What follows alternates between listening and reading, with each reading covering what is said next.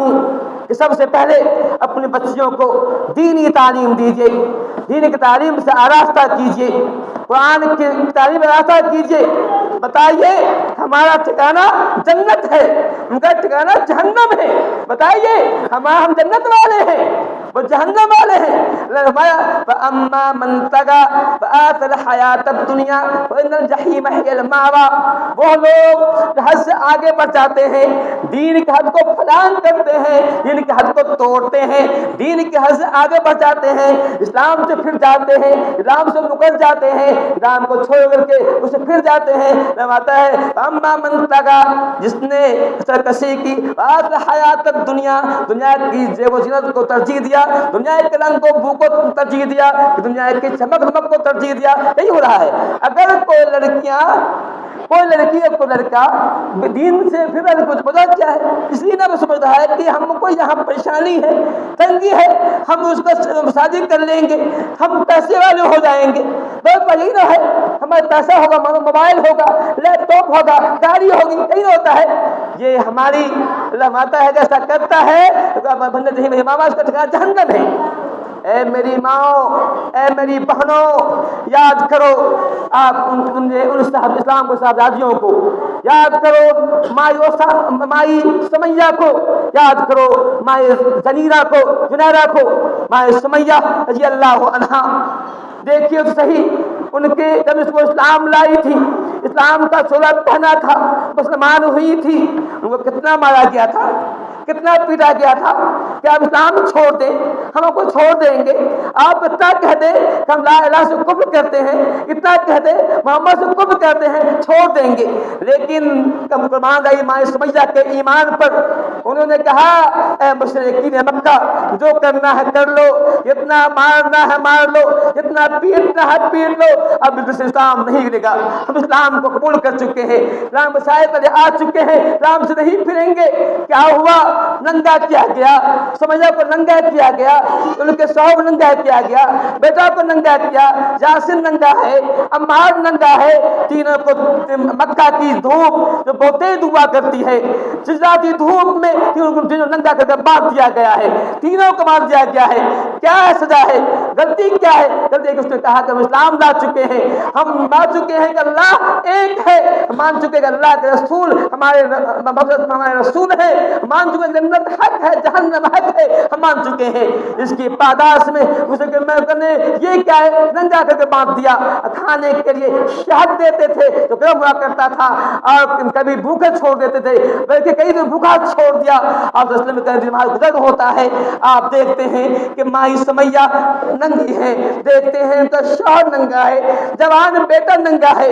آپ کو اپنی سمیہ پر ترس آ جاتا ہے، رحم آ جاتا ہے، کہتی ہے سب یا آل یاسر ان موجود جنہ، اے یاسر کھانے والو صبر کرو، اسلام کے صبر کرو، تمہاری جنت ہے۔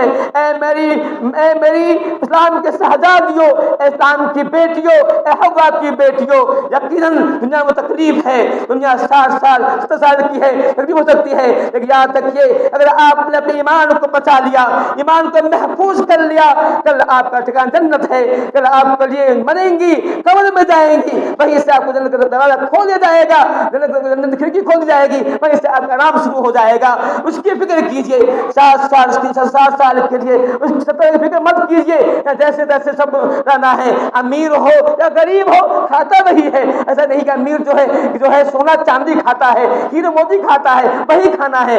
اس نے کہا میری شہزادیوں آپ پریشان مت ہو، میں سمجھتا ہوں آج ہمارے سماج نے ہماری غریب لڑکیوں پر ظلم و زیادتی کے پہاڑ توڑے ہیں، آج جہیز نے، تلک کی رسم نے ہماری لڑکی کے والدین کی آنکھ کی نیندیں کو چرا لی ہے، چھین لی ہے، پریشان ہے۔ اے میری ماؤں، اے میری بہنوں، اے میری اسلام کی شہزادیوں، اسلام کی بیٹیوں، پریشان ہونے کی ضرورت نہیں ہے، صبر سے کام لو، اللہ پر توکل کرو۔ کرو اور آپ کو اللہ تعالیٰ نے جو تحفہ دیا ہے سب سے قیمتی تحفہ ایمان کا دیا ہے، اس کو بچا کے رکھو۔ میں یہ کہہ رہا تھا کہ اس میں سمیہ رضی اللہ عنہا نے سب کچھ مارا جا رہا ہے برداشت کیا، پیٹا جائے برداشت کیا، اتنا ہی نہیں ایک دن سمیہ رضی اللہ عنہا کو چراہے پر لایا جاتا ہے، چراہے لایا جاتا ہے، دو اونٹ مارا جاتا ہے، ننگا کیا ہوا ہے، ایک اونٹ کا رخ جو ہے ایک طرف دوسری طرف رخ ہے اور دونوں بانس کو اونٹ کو آگے بڑھا جاتا ہے اور پیچھے پیس میں چیر دیا جاتا ہے اور سمیہ جو شہید ہو جاتی ہے۔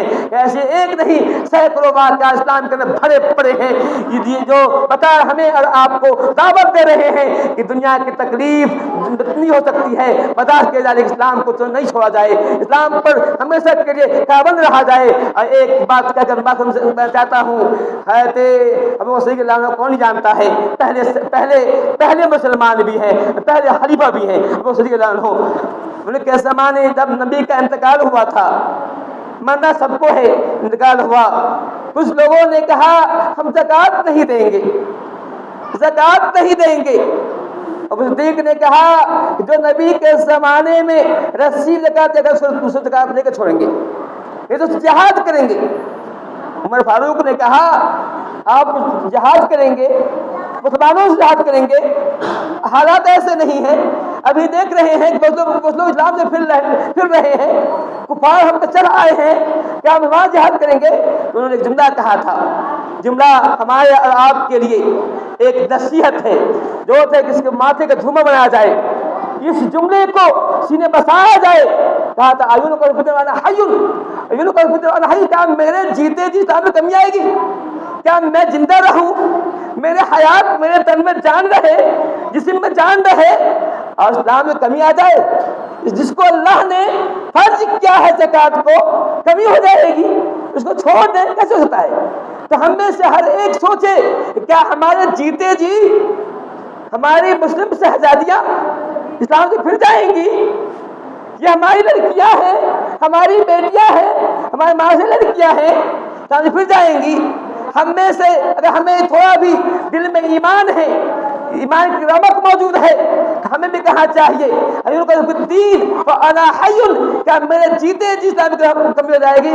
جب تک جیئیں گے اسلام پر جیئیں گے، میں اسلام پر ایمان پر مریں گے، یہ حد ہونا چاہیے۔ تو بات کہنے کی بہت ساری ہوتی ہے، وقت زیادہ ہو گیا ہے، اللہ تعالیٰ اس بات توفیق دے کہ ہم نیک بنے۔